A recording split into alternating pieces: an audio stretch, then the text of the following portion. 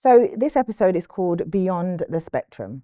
We have many children in our borough and across London who have a particular diagnosis, and it's complex. There's not one diagnosis that fits all, and there's not one fits all that fits all diagnosis. So we're here to unpick this and how to support children, especially in here in Wandsworth, and how we do that best is by our experts. So I'm joined with some experts today. So can you guys introduce yourselves? Yes, so I'm Peter Dolan, and I'm head of the Wandsworth Autism Advisory Service. And it's a Wandsworth-based service which started about four or 5 years ago. And our aim is to support children on the spectrum who have been diagnosed from the age of 0 right up to 25 and even older. And I have a team, an amazing team of about 20 professionals. Ranging from multidisciplinary, from psychologists to doctors, speech and language therapists, occupational therapists, and behaviour analysts. We're a fabulous team who are very passionate about our field. Lovely. Hi, I'm Nick Ellis. I'm a police sergeant in the Southwest. So I'm responsible for the training team, which our job is to sort of run ongoing development training for police officers, which includes Wandsworth, Richmond, Merton and Kingston. Also, particularly interested in this because I have a son with autism myself who's 19 years old, and that experience has very, very much led me into being quite keen to talk about the topic of neurodiversity and how it affects people. Wonderful, thank you. And finally, Hi, I'm Katherine Keevil. I'm the SEND lead for participation in the borough. And I also look after the youth provision for children with SEND, specialist youth provision in the George Shearing Centre, which hits a couple of areas really. It hits the short breaks area. So we have 5 different services running from George Shearing, which I think is good for people to know about in the borough, because there's 5 different youth groups all hitting different young people. So supporting families under the short breaks agenda, which we have to have as a local authority. I feel like the terms neurodiversity, spectrum, even I've heard the other day neurospicy, that came up and I was like, oh, that sounds flavorful. What do these words actually mean, and how come we've only now had, I feel a surge of them coming to the attention of people like me who are not specialists in the field? When I trained in social work, for example, it was children and families, and it wasn't specific with children that's on any spectrum, it was just children, that I felt quite limited now. So how do these words and terms just come up now? Maybe we're getting better at diagnosing young people earlier, which is good, because then they have a pathway, and once you understand your condition, you're maybe more able to work with it. So 19 years ago, when you had your child, do you think there was a level of understanding about diagnosis then? And how did that impact you trying to raise someone with autism? No, it's a massive issue. I mean, that when you say about an increased number of people, like you said, it's very much an increase in awareness. For instance, take this term autism. I'd never even heard of it before my son was diagnosed. And actually it was a massive learning curve. Now there's some great help out there from charities like the National Autistic Society and stuff like that, but it's been very, very much an ongoing, what some would describe as a battle, that constant need to claim for services and get the support you need. And it's been a real challenge, but I do think it's not, I mean, people say, oh, people are labelling people. It's not that. It's like you say, we're becoming more aware of it. You know, you take things like ADHD, diagnosis in adults was only very recently. So we're now becoming, it's not just young people, but it's our own workforces where we have to adapt how we operate and how we work. And actually there's been a lot of children who haven't had the correct support. It's about identifying that individual support needed for that young person that can help them achieve what they want to achieve. And it's absolutely incredibly important. And I mean, you're advising, right? Yeah. So how are you advising on a spectrum that sounds to me so broad, so wide, so complex? I think in terms of those phrases you use, neurodiversity and neurospicy and those, which are fabulous phrases. I think we are gladly now moving away from this disabling language and moving on to a more social model of understanding that, oh, our brains are different. And that's what essentially neurodiversity is thinking about how we think, how we see the world, and how do we, identify, what the world is doing for us in environments. And I think those phrases now is a little bit more empowering than, say, for example, when I did my studies years ago, it was, autism spectrum disorder. And I think just that phrase disorder, quite a negative connotation, it's quite isn't negative, it? yeah. And I think we're moving away now, because now amazingly, we have now insider perspectives. We have experts by experience who are autistic themselves, who tell us what it means for them. And now we're moving away to a little bit more owning that difference, that we're all different in how we think, and being able to accept and embrace that difference, rather than trying to pathologize and move it away to a disordered spectrum. I mean, one of my worries though with the diagnosis is that I find now, for example, I have an 8-year-old who I got a call from school. Oh, we think she's got autism, and I said, okay, I've never noticed. I've never thought about it. Oh, but at carpet time, she doesn't sit still, and she's always distracted, and she's always like moving around. And so for me, I started to panic. I started to Google. And I just feel sometimes there is a faster approach to a label, to put a title on it, and it's not necessarily so. So do you think we've gone from one end of a lack of diagnosis to another end? What's your thoughts on that? It's interesting, isn't it? I think, yes, we can suddenly jump in. I mean, she could just be bored. This is it, and she hates maths. Yeah. I mean, so let's look at that first before we jump into labelling people. But however, I also think with girls, especially, I think Peter would say this, that girls get missed because they can mask. They're better at masking their symptoms, if you like, or their condition. They can learn how to be social, and so they get missed. See, I never knew that. So boys are often just awkward generally when they're going through their pre-teens and finding themselves and meeting girls. But I guess it's easier to identify traits that are linked to, say, autism when they're like that. It's a difficult one. So there's lots of different ways to explain. Evolutionary, we know that women or females are kind of better at adapting to the environment. So they learn what it is to be mothers, and that's kind of one of the evolutionary perspectives. There's also social models in terms of how females see the world around them, and how they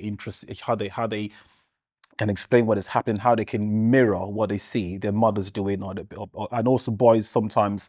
There's this notion of masculinity in terms of how they outwardly express themselves.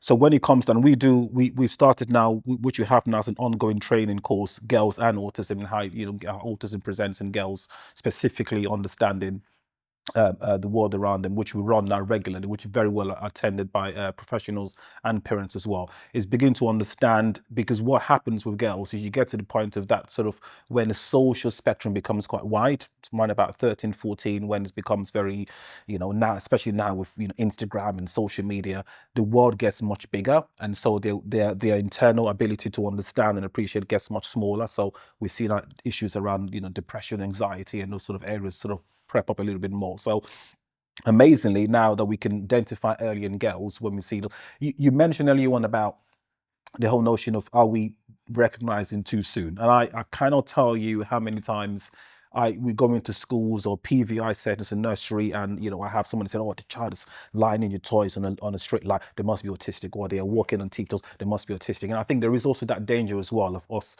pathologizing behavior. And we know there's a whole combination of things which could influence a child's development, like trauma and attachment profiles, which could mimic sometimes neurodiversity. So as much as I'm so overjoyed now that we are now able to identify much earlier, there is also that slight worry that we are identifying and pathologizing human experiences much more, and labeling, which could also be quite damaging as well. And sometimes, what I've heard is that sometimes a diagnosis could be used as an excuse for poor behaviour, or an excuse, oh, let him do that because he's autistic, it's okay. And it's about, how do you balance managing the poor behaviour with boundaries, routines, and all of those things. And I was thinking on the perspective of the police, for example, you go out to a family or a household, and there's crisis, and you are an officer that's going for the crime, right? How are you training officers to be able to be mindful of difference and neurodiversity when they go into houses? I mean, a lot of work's been done around this topic. They've moved very much into this idea of trying to contain rather than restrain. So that sort of use of force is trying to be removed. But it's very difficult for officers when they know nothing about the situation when they turn up. And it is such an individual thing, isn't it? Particularly when you take things like when someone is overwhelmed by sensory input, and then you're talking about maybe putting a hand on someone, and actually.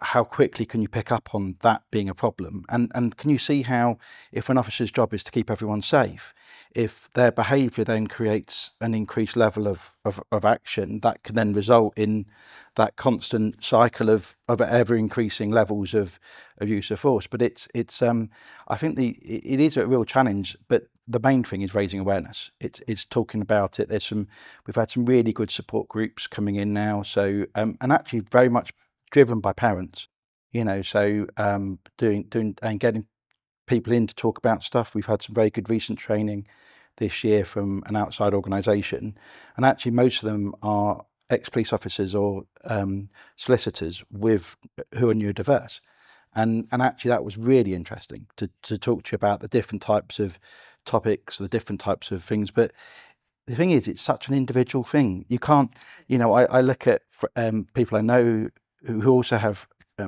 children with autism, and they're not the same. There's similarities, but and there's common traits, but it's that sort of similar thing. And you mentioned about things like depression and anxiety, and you do any sort of mental health training courses, what you get is a list of symptoms to look for. Well, you've got to put a different lens on that for neurodiversity.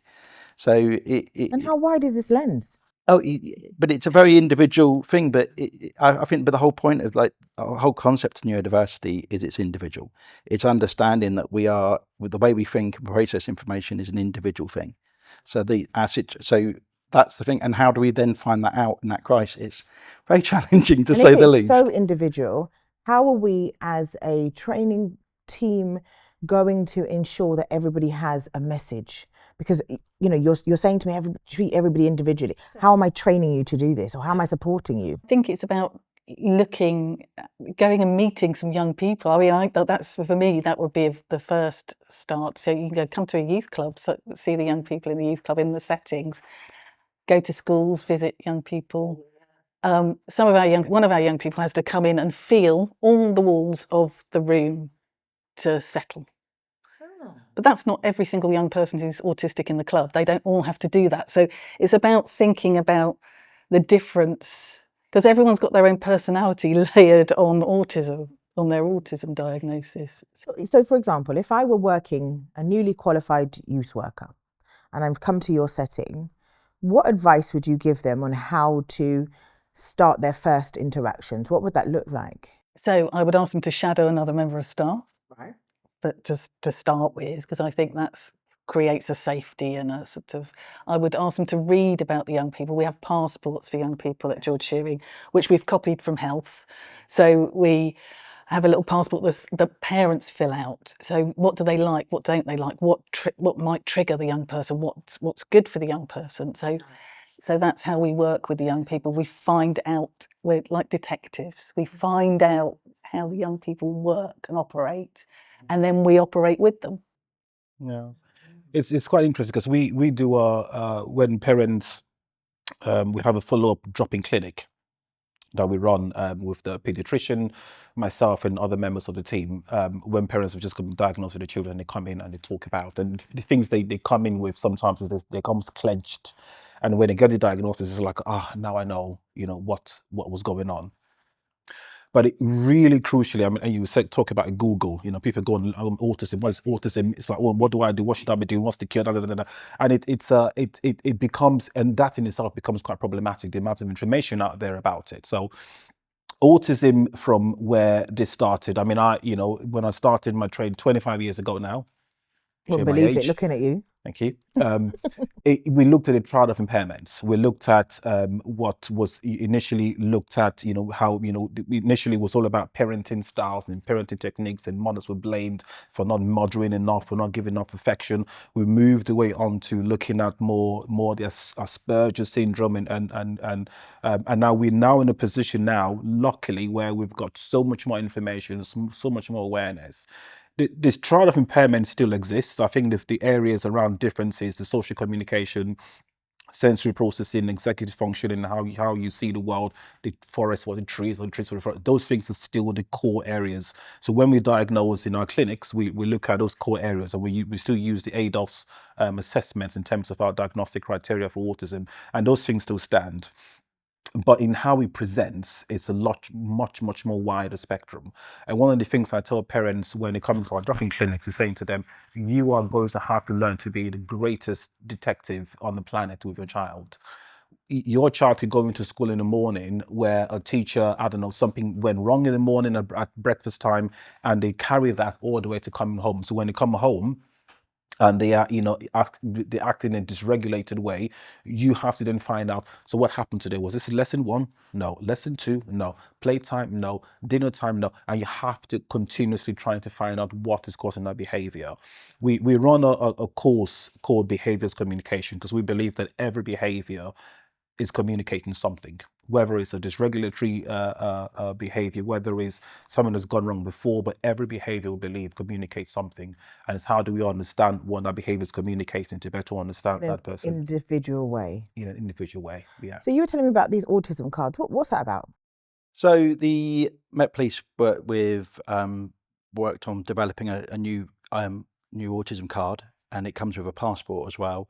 And the National Autistic Society years ago, I remember when my son was first diagnosed, we got a little card through the post that you could hand someone over to say, I have autism, with a sort of advice So sheet. if I'm a young person with it's the same autism, idea. I have an autism card on me. Yes. So it looks like what, a driving license? So it basically, it's a card that you can keep on you, that you can write on it things like a carer's details, any information. So particularly if someone's maybe non-verbal because of they're being overwhelmed, that they can, I mean, it's a very different concept of being able to hand over something than it is having to explain yourself. And it comes with advice sheets on it, and actually the passport allows them to write in a lot more information, and it's completely free. You can go onto it and have and order one, and they'll send one through the post to you. Because we were talking about young people and criminality, and you were mentioning a scenario. Tell me about that. And so one of our young people used to like taking and driving away as an offence, because it would get him put into prison, and he really enjoyed prison because of the routine and the regularness of it all. And you see, that's, my ignorance in my head is thinking, I would have thought the noise, the chaos of prison, the lack of cleanliness would be such a non-autistic characteristic. But you're saying, again, this is why you've got to have it as an individual, right? Because I would have said that's never an autistic trait. But you're saying that someone would purposefully go and steal cars just to be arrested. Because there's a structure, there's a process, a daily routine. Did dinners at the same time. And it's often the same food that's repetition. Mm-mm. But how are you breaking this cycle then? It's a spectrum ideology, where in the past we felt a spectrum was one end right to the other. Yeah. More autistic, less autistic. Now we know it's more of a will, and some people might be. I mean, I've got a client that I see now in my from a one-to-one CBT sessions who comes in and plays chess with me, and is very, very in that way where his brain can switch on. But however, he tells me I smell because my aftershave might be too powerful for him. So we have to sit at a certain distance in the room when he comes in for our sessions. And he notices if I have used a different perfume or different aftershave or cologne, I'm not going to sit with you today because actually that's really overpowering. And I cannot focus on our sessions because that smell is so overpowering. But he doesn't come to my sessions on his own. He comes, his mom brings him in the car because getting on the bus is still overwhelming. So, but however, when we sit in our room and we play chess and he tells me about astrophysics and concepts which I find really, really complicated to understand, he talks about it in a way that comes to him very freely. So then we have the notion of the spectrum where can't stand getting on the buses, can't stand me my smell, which I thought I smelled quite nice, but for him is too overpowering. But then I'm thinking, how do we as professionals working with children like this meet them where they are? Because the first thing I was thinking is, why do you even put on cologne when you're going to see him? Like, you know, because I'm just thinking we need to do more. But then there's also that bit of you. That's who you are as well. How are we finding ourselves to meet in the middle? Or would my expectation of you not wearing cologne be too much? If you came to my supervision and you said that to me, and I, as your manager, said, well, I don't think you should wear your perfume or cologne on that day. Yeah. How would you take that? I would find it could be cologne, it could be coffee breath, it could be I'm wearing a logo and a young person has a particular fascination with a number 3, number 4, number 7, and my clothing has to be very kind of muted in terms of what. But I always say it's not so much about, you know, this is the complicated factor when we go into schools, so deliver training to schools, and I'm talking to a head teacher that has thousands of people in the school, and I'm trying to get them and their staff to understand the complexities of making a difference for that child. Quite often, those differences you can make could be best practice. So it's not about not wearing cologne. I mean, don't come in, you know, I could come in with BO and stink up the whole place, but it's also about understanding that person has that particular difference and how do you accommodate them. So it's something as simple as I sit by the window when I'm having a session with him. So I open the window, so he's on the other end of the room, and that's fine. It's not about changing completely. It's about making these very simple adaptations that makes a huge difference. It's the reasonable adjustment. The reasonable adjustment. That's the word of the week for me. Yeah. And I'm thinking about the spectrum. So we've spoken a lot about autism as a title of a particular diagnosis. On this spectrum, what else can I find? Where do you want to? It comes as a part. It comes as a. It's, you know, ADHD. It's, you know, most of the children we have this what we call comorbidities in terms of where there's multiple diagnoses. You could have a young person that starts off having autism, and because of the reasonable adjustments haven't been made, it then becomes anxiety, it becomes OCD, it becomes depression. So there's a whole range of things that comes. In terms of neurodiversity, you could have autism and ADHD and dyslexia, and just the way the brain works differently. But the environment not being adjusted appropriately could result to other diagnoses. And that can work in the reverse as well. So you could have a condition like Down syndrome, for instance, and your autism might not be picked up because of your other condition. So later on down the line, the autism gets picked up because of your behaviours. And I'm thinking about how we assess children and plan our interventions. And typically, the Children's Act stipulates, you know, you have a Section 17 assessment. A social worker goes out there and we decide, you know, if this is a child in need and like what level of support. Remember I was saying to you about our training. I mean, I know mine was a little while ago, but my understanding is that social workers typically don't necessarily get trained in supporting families.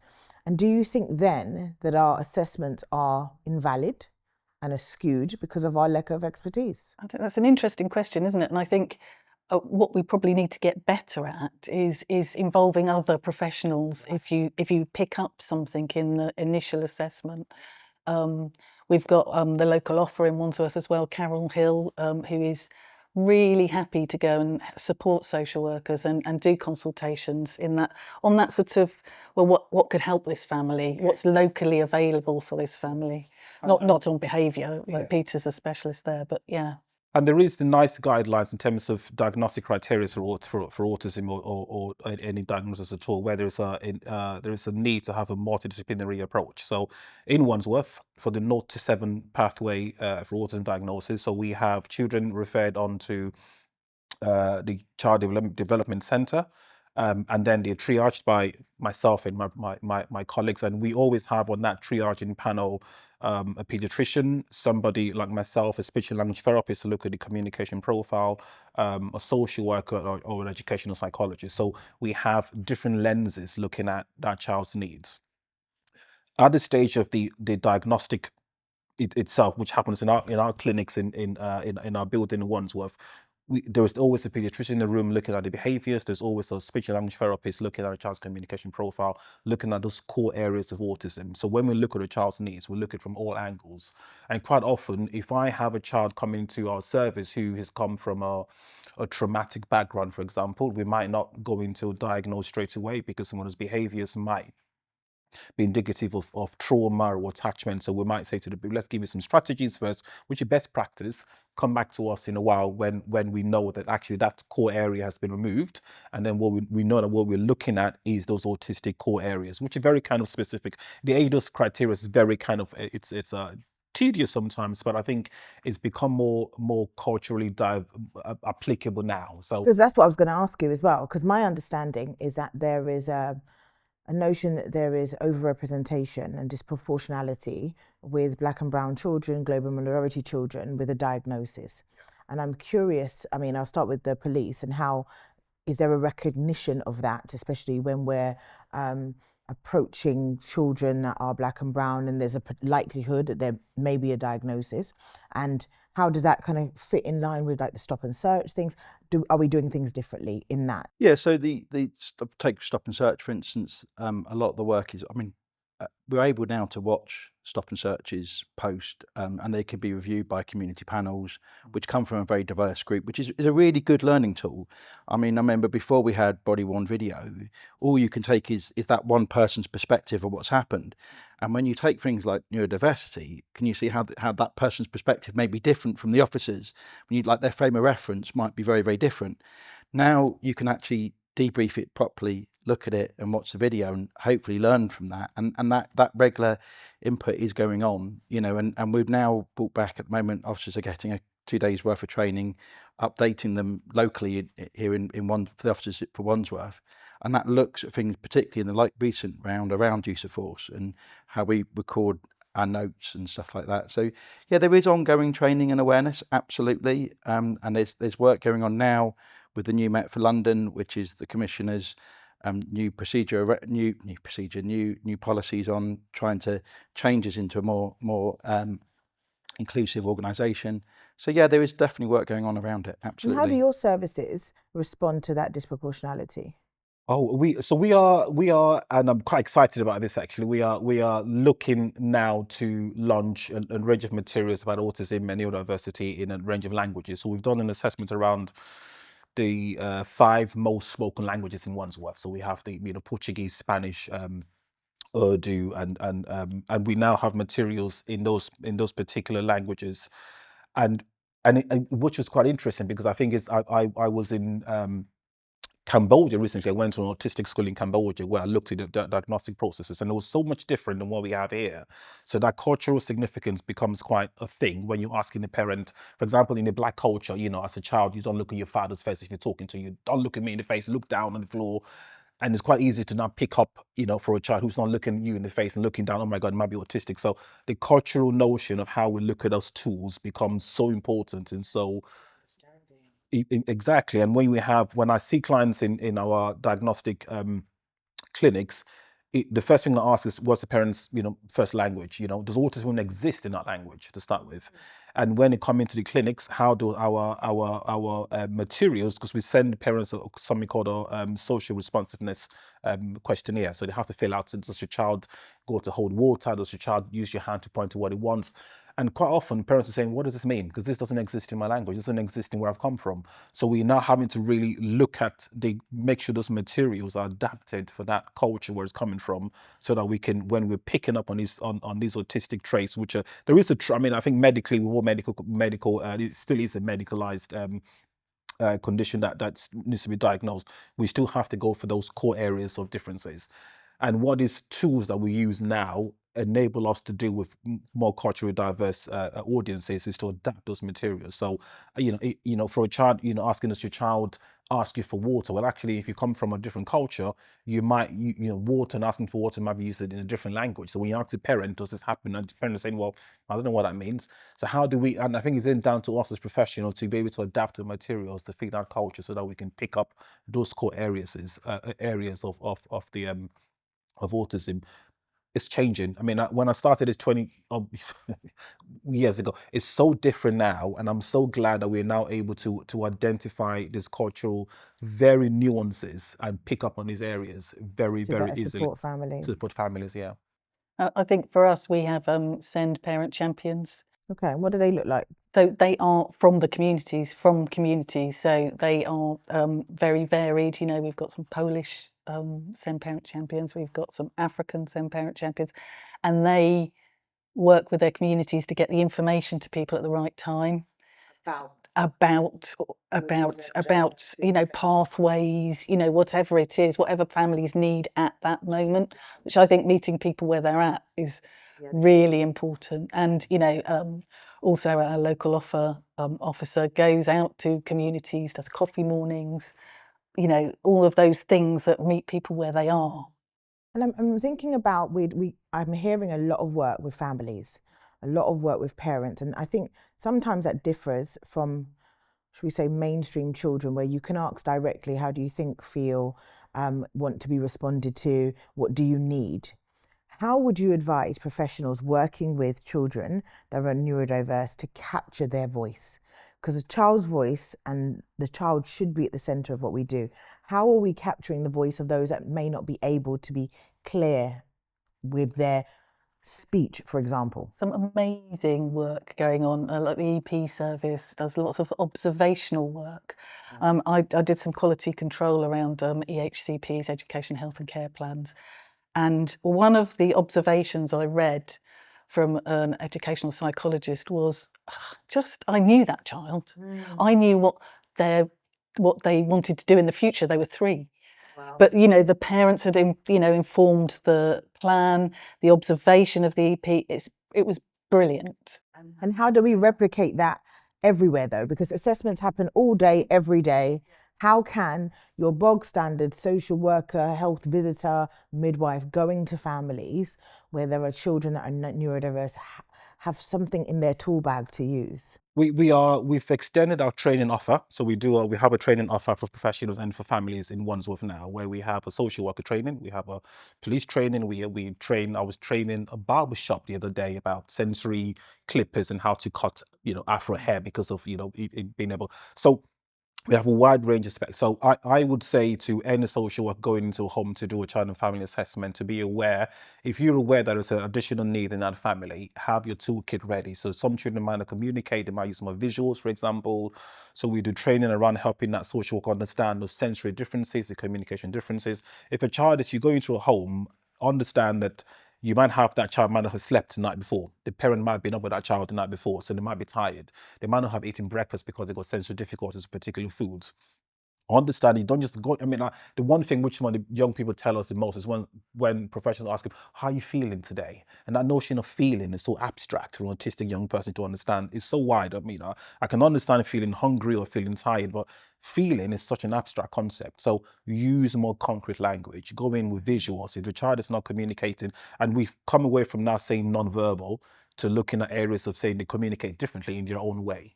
So do you use visuals? Do you use more symbols? Do you use more body language? Do you understand it from a different, to try to get into their perspective from their world? And so I'm also thinking about parents and, is there a word, Nick, that you could describe, or words to describe that your journey of raising someone with autism? It's definitely had its challenging moments. It's been a wonderful experience as well, but it's been a real challenge. And I think we have come on a long way. I remember there wasn't much when my son first got diagnosed. We had to go out and research ourselves. We had to read the educational healthcare plan, learn. No one tells you how EHCPs work or the old PIP system, and it's a minefield. And my wife, it's almost sometimes a full-time job to get through that. So anything that can help raise awareness around for parents, and also I think a massive thing around self-care as well. I remember quite early on they talk about relationships breaking down quite often between parents of children with autism, and actually you think, well, that for that child, the one thing they need is stability. They need that stability of family. They need to be safe. So actually that real thing around self-care, looking after yourself, your own mental health, being able to have an opportunity to tell someone it's been a really bad day, and because it can be very, very draining. You talk about language, you have to change everything how you speak. You've got to speak so deliberate, because if you say pull up your socks, they might bend over and pull up the socks. and it's like, no, that's not what I meant. But what do you mean? And it's and it's that Your brain's got to constant. be on all the time, isn't it? If you want to make a change, you've got to think a week ahead or maybe 10 days ahead. But again, it's still very individual. But it is exhausting, and it's not just that. It's also supporting parents in the workplace as well. I remember years ago someone asking for some time off to support their young people because it was coming up towards Christmas. Now, Christmas can be a really challenging time because the can be like a full of emotions because they know what's coming up and it's very, very exciting. Yeah, sensory overload, And it's almost, just, isn't it? oh my goodness! And you think For of all of us, everywhere it's you just- walk, the lights, the sound, and everything, Tinsel. and Yeah. tinsel, and all the different tastes. Do you And think is tinsel a thing? But this is where the spectrum comes in. Sometimes it is. Really? Is it It's- the look or feel, or It's the look of. It's the fact that you suddenly. I mean, I love Christmas. Been a child. Christmas coming. I'm excited, but it's so overwhelming. The tinsels are up everywhere. There's shining things everywhere. Sensory processing becomes such a massive thing around Christmas time because the foods are different. I mean, I can't stand mince pies anyway, but it's everywhere. There's mince pies. There's different kinds of food. There's it's just things are changing. And for a child of autism, it's like, well, what is all this about? How comes my wall now has tinsel and Christmas and Father Christmas and this notion of this man that comes in with his white beard, and it's all very abstract in my house to bring presents. It's so abstract, and then we expect children to just find the joy in it. But for some of our children with autism, it's so overwhelming and so difficult to manage through. and also they lose the routine of college or school as well. yes? So that 'Cause there's a difference routine normally, right? Yeah. So, whereas half terms and holidays for mainstream children may be seen as a lovely respite from not getting up early in the morning and eating what you want through the day, that's a completely different experience. That's what we run some holiday programs to sort of fill that gap with them. To give some level of routine. Give a routine that some of the young people who have maybe more complex needs can get used to that routine in the holidays.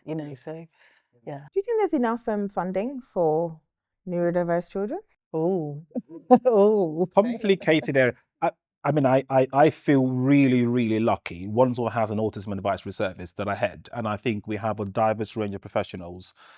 And our core area is to deliver training to professionals, schools, families, whoever wants to train on autism, but also give useful strategies as well. And I'm very, very, very, very lucky to have a very talented team who are passionate about autism, and we are funded by the local authority in terms of what we deliver. So all our training to schools are free in Wandsworth. Everything we do in our service is free to families at the point of usage. And we are lucky because it's one of the, I think it's in terms of diagnostic, areas, is one of the second or highest in terms of Wandsworth. The numbers are just phenomenal. And if we're not funding appropriately with local authorities, then you then risk schools having difficulties with children, PVI settings having difficulties, parents literally struggling over what to do and how to manage their child's behavior and understanding. So training and being funded is we're very lucky in Wandsworth that we have a service. We also have a service called Send in Mind, which is a family support service, which is commissioned by Wandsworth. So it's an outside agency, which is quite nice because parents then don't see it as a council-run provision, which is a good thing. And professionals can go and ask for advice there too. And, I'm just thinking about, moving forward, what would be your hope for how children with neurodiversity are supported on a multi-agency level? I'm going to ask each of you. So we're looking at ADHD at the moment. We have started doing some training with Send in Mind, and we want that to grow and be funded. So that's something that would be part of my wish list. For me, it would be that actually we create a future for young people where they can work, because that's the thing. It's about adapting workplaces to accept that actually if we work differently, that they can bring a wealth of skills and a wealth of, I've seen, like you've mentioned some of the things, that some of the memory recall can be incredible so the right role will then make that person flourish, whereas the wrong role will cause that person to fail on a really big scale. So my hope is that actually we create an environment that young people can find that future, that work is given and they have a hope. Because I think for me it's hope. That loss of hope where if a young person thinks, well, I've got this diagnosis, there's no point now, just give up, go in this. There's no hope there, is there? We need them to know that actually there is a future, there is a hope, and there is opportunities, and that's my hope. We have a supported internship in Wandsworth as well, which we've just celebrated the young people passing. And I think 3 young people have actually got permanent jobs out of that, which is really, really amazing, with local companies as well. So now that's going to just grow and flourish, I hope. Yeah. Yeah, I think embrace and accept difference. I think our brains are different. I think when I look back to professionals and from years back, how we saw autism and how we see it now, we need to stop pathologizing difference and saying you're disordered, you sit in that particular area. We need to embrace it. Actually, if we can adapt and make changes to how we see difference, then people with autism and neurodiversity have a chance. I think for me, it's that embracing difference and understanding actually it's not a disorder, it's part of how we are. We all our brains all work differently, and it's part of who we are. And this is the message coming from, we have our people's young people's voice, we call it, where people with autism come in and tell us what they want to see. And that's one thing which comes across every single time I run a session. They always say, I wish people would embrace and understand who we are more, which would make a difference to our lives. I mean, I'm going to take that into my practice and the work that we do as a partnership to really see children as individuals, regardless of diagnosis, but more so with a diagnosis or a non-diagnosis, because there's a journey to become diagnosed. I understand that. So in our approach, we have to be more individualized and just be more curious and concerned and ask the questions and use the professional network and make sure we go on our training and learn independently. So I've heard so many resources available. I'd really appreciate if we could share those at the bottom of this link for those that are having assessments and interventions to tap in to all of these services on a multi-agency. But I want to thank you for joining us. And I'm sure, like me, they've learned something. Thank you.